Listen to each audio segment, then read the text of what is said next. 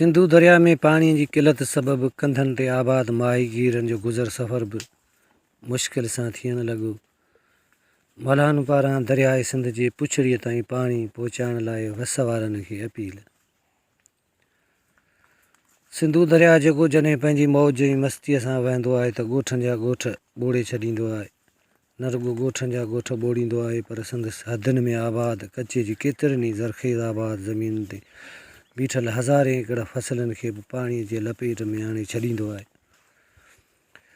पर जॾहिं सिंधुदरिया में पाणी जी किल्लत पैदा थींदी आहे त संदसि कंधनि ऐं किनारनि कपरनि ते वेठल अलाए केतिरा माहीगीर बुख ऐं बदहालीअ जो शिकार थी फाका कशी करण ते मजबूर थी वेंदा आहिनि। हिन वक़्तु बि सिंधुदरिया जे किनारे ते आबाद माहीगीर उन सूरत हाल मां गुज़री रहिया आहिनि।